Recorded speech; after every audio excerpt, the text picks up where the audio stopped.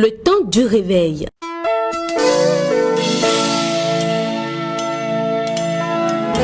Une émission du pasteur Goulisège de la Côte d'Ivoire.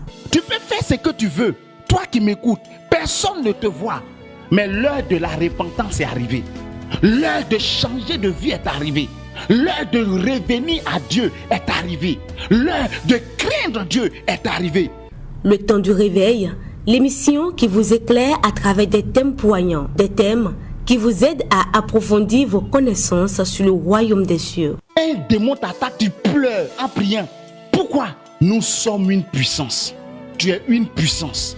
Tu n'as pas besoin de la protection d'un pasteur, d'un prophète, d'un évangéliste. Tu as besoin de la protection de Jésus. Et comme Jésus habite en toi, tu as la protection de Dieu déjà. Le temps du réveil, c'est sur Évangélique TV tous les mercredis à 20h. Le temps du réveil, une émission qui vous révèle les choses cachées que vous devez savoir.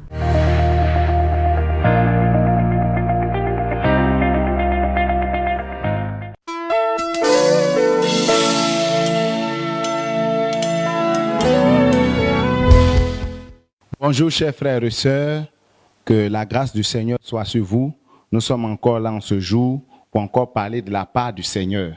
Et le thème que nous aurons ce matin s'intitule « Un homme peut-il être utile à Dieu ?» Parce que souvent nous sommes dans des églises et certains adoptent des comportements comme s'ils étaient essentiels pour Dieu, comme si Dieu ne pouvait pas se passer d'eux. Avant de venir au verset biblique que nous allons lire tout à l'heure, je voulais rapidement vous raconter une histoire. Il s'agit d'un roi, un roi qui véritablement était juste et prenait des décisions qu'il fallait. Et donc, dans son royaume, il y a eu 3 groupes qui se sont tout de suite détachés. Il y avait un groupe qui n'aimait pas le roi parce qu'il trouvait que le roi était injuste. Et il y avait un deuxième groupe pour qui le roi n'était rien d'autre qu'un roi, et donc il n'avait aucune considération en tant que tel. Il n'haïssait pas le roi, mais il n'aimait non plus aussi le roi. Et la troisième catégorie, c'était ceux qui étaient fidèles au roi, qui aimaient le roi. Et donc, il y a eu une période où la famine a frappé ce royaume. Et donc, il n'y avait pas à manger. Mais il y avait un seul champ, il y avait un champ qui donnait. Et ce seul champ-là, c'était le champ du roi.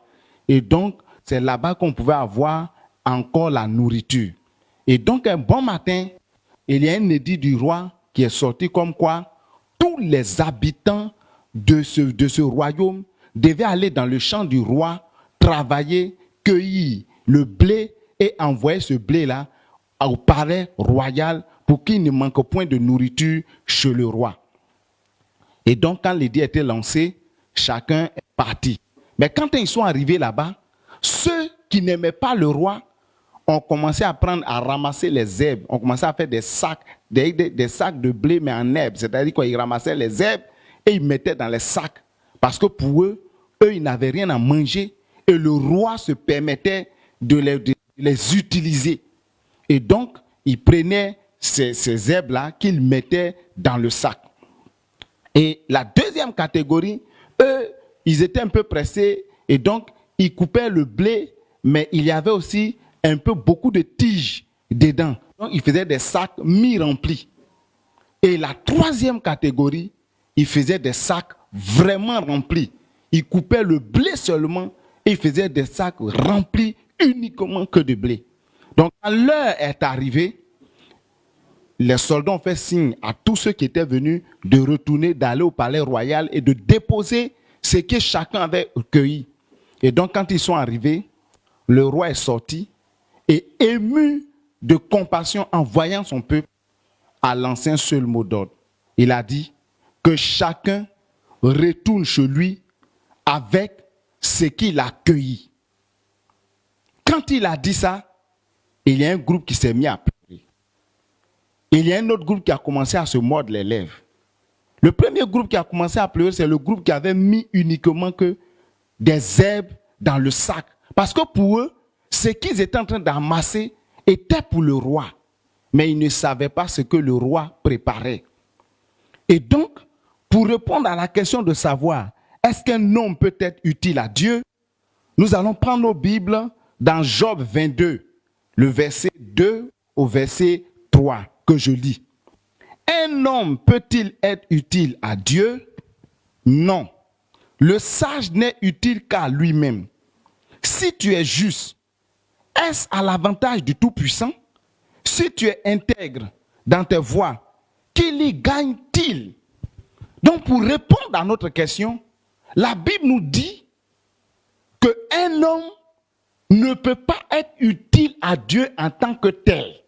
Mais tout ce que nous posons comme action, tout ce que nous faisons, nous le faisons d'abord pour nous-mêmes, à l'image de ce roi.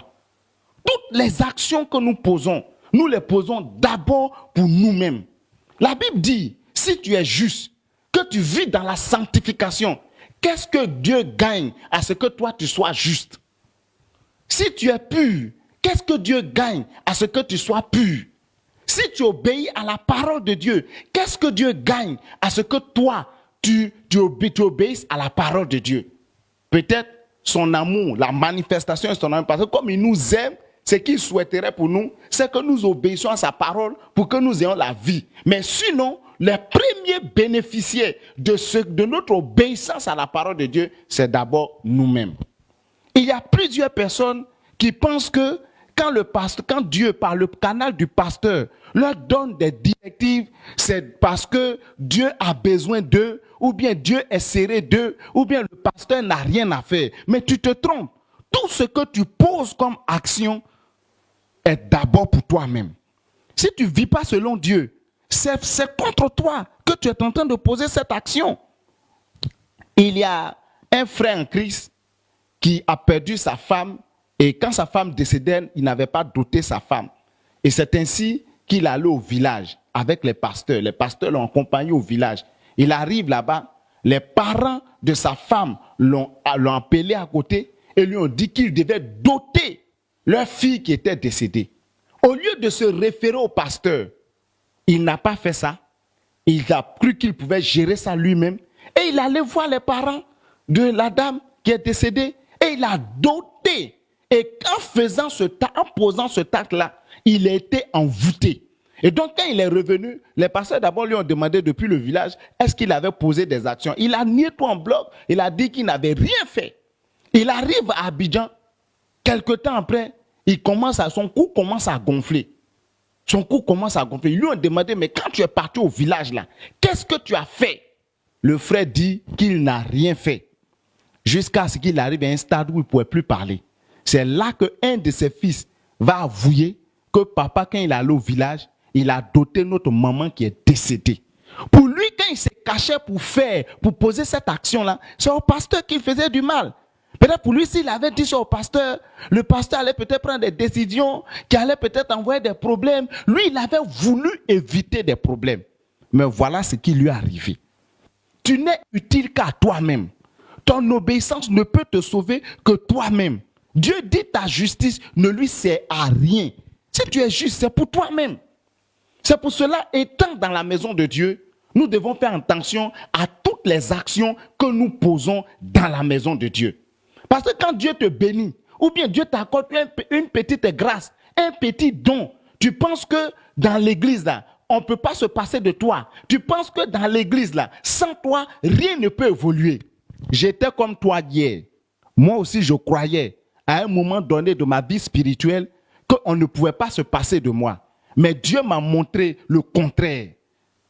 Dieu m'a montré le contraire. Et il arrivait un moment donné où j'étais dans une église où je pensais que véritablement j'avais atteint le sommet. Et donc, j'ai décidé de quitter l'église. Mais quand j'ai quitté l'église, Dieu a suscité des personnes qui étaient dans l'église et qui étaient calmes et qui étaient là que personne ne voyait. Dieu les a suscités et Dieu les a utilisés puissamment, même plus que moi. Parce qu'au moment où j'étais là-bas, il n'y avait même pas une deuxième église. Mais quand eux, ils sont venus, ceux qu'on ne connaissait pas, ceux qu'on ne voyait pas, ceux qu'on ne considérait pas, Dieu s'est saisi d'eux. Et Dieu a béni l'église, au point même qu'ils ont créé d'autres églises encore. Je croyais que j'étais important. Mais sache une seule chose. ton utilité devant Dieu là, Dieu t'accorde la grâce. Tout ce que tu as là, c'est Dieu qui t'accorde. C'est rien d'autre qu'une grâce exceptionnelle que Dieu te fait. Sinon, tu n'es rien en réalité. Tu n'es qu'un canal. Tu parles en langue, tu as des miracles. Et tu n'es qu'un canal. Si tu n'as pas compris ça, arrivé à un moment donné, Dieu va t'abandonner. Quand nous prenons 1 Corinthiens 4, le verset 7, il est écrit, car qui est-ce qui te distingue? Qu'as-tu que tu n'aies reçu? Et si tu l'as reçu, pourquoi te glorifies-tu comme si tu ne l'avais pas reçu? Dieu te dit, qu'as-tu que tu n'aies reçu? Si c'est l'argent, tu as reçu l'argent de Dieu. Si c'est un don, tu as reçu ce don-là de Dieu. Quel que soit ce que tu es et ce que tu as, sache une seule chose. Tout ce que tu as, tu l'as reçu par Dieu. C'est Dieu qui t'a donné. Tu n'es qu'un canal. Il faut que tu le comprennes. Parce que ton attitude a commencé à fatiguer Dieu. Ton comportement a commencé à fatiguer Dieu. Je vais vous dire quelque chose. Servir Dieu est une grâce que Dieu nous fait. Nous ne sommes que des canaux. Dieu s'en fout de celui qui a l'argent ou de celui qui n'a pas l'argent. Nous ne sommes que des canaux. J'étais dans une église à Cocody où il y avait beaucoup de cadres et on avait même un conseiller à la présidence de la République qui était avec nous. Mais cette église-là manquait d'instruments de musique et moi je n'étais qu'un étudiant. Mais à ma grande surprise, le Saint-Esprit me dit que c'était moi qui devais payer la batterie de l'église. Quand Dieu m'a dit ça, j'ai demandé à Dieu. J'ai dit à Dieu, mais Seigneur, est-ce qu'il n'était pas mieux de te saisir de ceux qui ont déjà un peu d'argent là pour qu'ils puissent payer le matériel, les instruments de musique? Moi, je n'étais qu'un étudiant. Le Seigneur va me dire qu'ils n'avaient pas besoin de leur argent, qu'ils n'avaient pas besoin de ce qu'ils étaient et qu'il avait désiré que ce soit moi qui paye les instruments de l'église. Je ne touchais qu'une bourse de 40 000 francs. Et donc, c'est ainsi que j'ai prié et j'ai dit à Dieu, Seigneur, si telle est ta volonté, pourvoir mes besoins. Quelques jours après, Dieu m'a donné 1 million dans une affaire que j'ai faite et j'ai pu payer une batterie pour l'église. Regardez bien ce qui se passe. Des gens qui avaient déjà l'argent. Et Dieu dit, il n'a pas besoin de ce qu'ils ont. Dieu n'a pas besoin de la qualité que tu as. Dieu n'a pas besoin de ce que tu es. Dieu n'a pas besoin. Si tu penses que tu es déjà arrivé, je t'apprends que ta chute a déjà commencé. Tu n'es qu'un canal. Et tu dois le comprendre. Beaucoup échouent parce qu'à un moment donné, ils s'appuient sur les talents, sur les dons qu'ils ont reçus de Dieu. Et Dieu dit ici, qu'as-tu que tu n'aies reçu? Tu as tout reçu de Dieu. Et tu dois comprendre ça. Quand Dieu, par ses différents canaux, te parle, te demande d'abandonner la colère, te demande d'abandonner la rancune, mais tu penses que c'est à l'avantage de qui? Parce que toi, tu trouves que tu es assez blessé, tu te donnes des raisons de rester toujours dans la même situation, de rester dans ton même péché. Mais quand Dieu te demande d'abandonner ce qui est mauvais là, c'est d'abord pour toi. Quand il te dit d'abandonner la colère et que tu ne veux pas laisser la colère, qui souffre? C'est toi. Tu souffres par les ulcères, tu souffres par des maux de cœur, tu souffres par l'hypertension et tu ne te retrouves pas. Donc l'obéissance à la parole de Dieu, l'obéissance à la vie de Dieu te profite premièrement d'abord.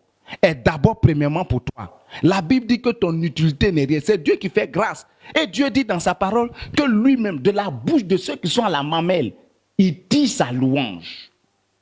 Donc Dieu peut se substituer, Dieu peut te remplacer.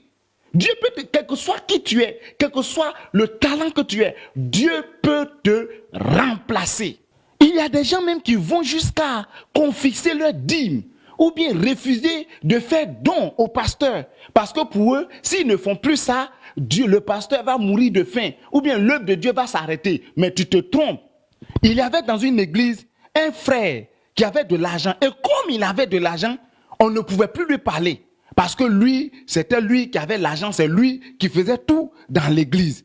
Et donc, le pasteur un jour a décidé de lui parler et ça n'a pas plu au frère. Le pasteur a décidé de mettre le frère dehors, de l'expulser de l'église. Et pour le frère, s'il partait, l'église allait avoir des problèmes. Parce que le frère payait une dîme de près de 400 000 francs. Mais quand il a été chassé, les jours qui ont suivi, il y a eu 2 autres frères qui sont rentrés dans l'église et leur dîme était plus que 400 000 francs. Dieu va toujours se pouvoir. Et il faut que tu comprennes cela. Tes murmures ne servent à rien. Tu dois plutôt fléchir genoux et prier le Seigneur.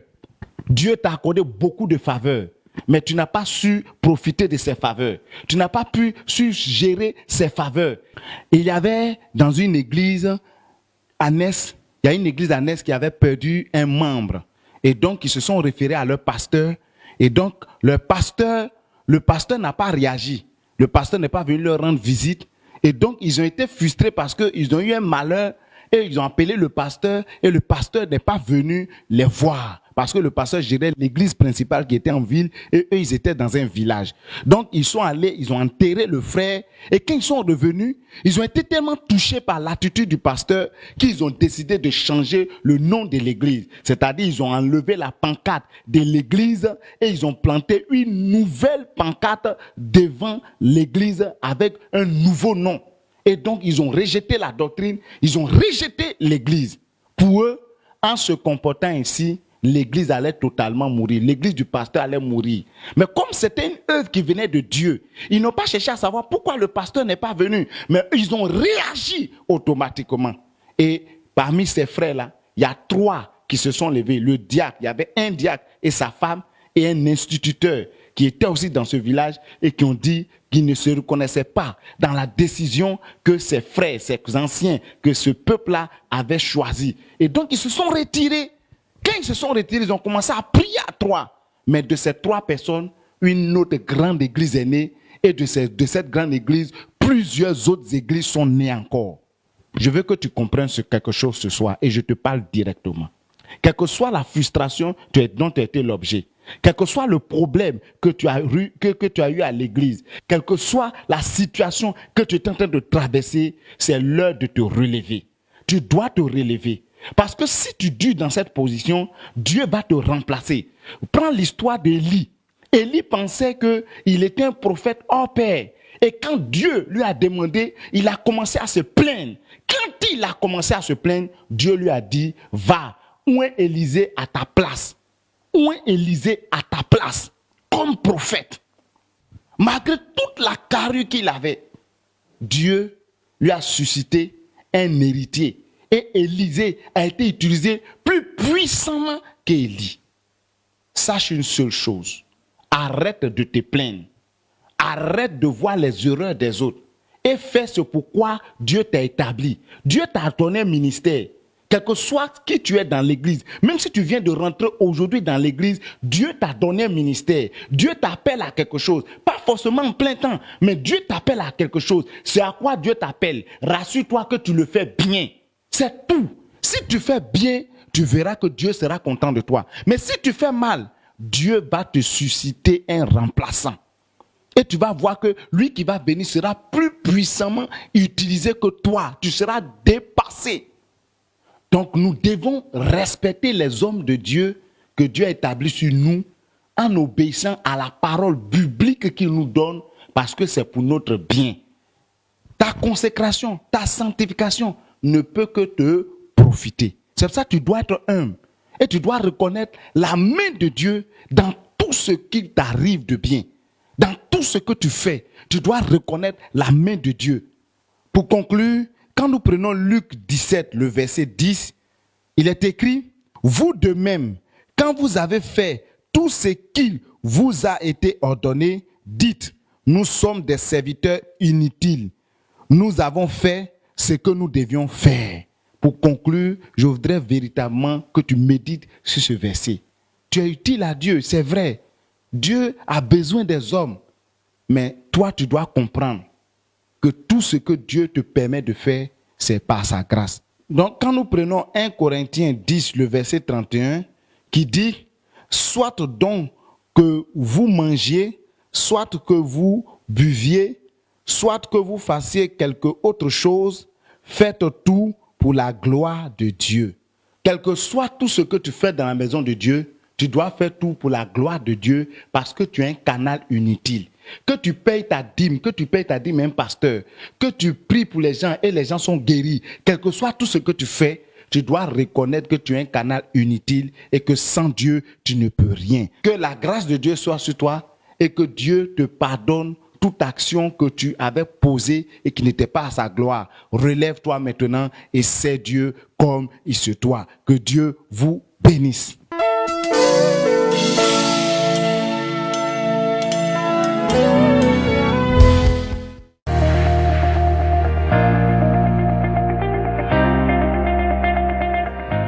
Le temps du réveil.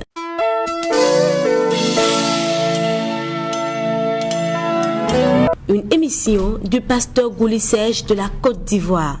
Tu peux faire ce que tu veux. Toi qui m'écoutes, personne ne te voit.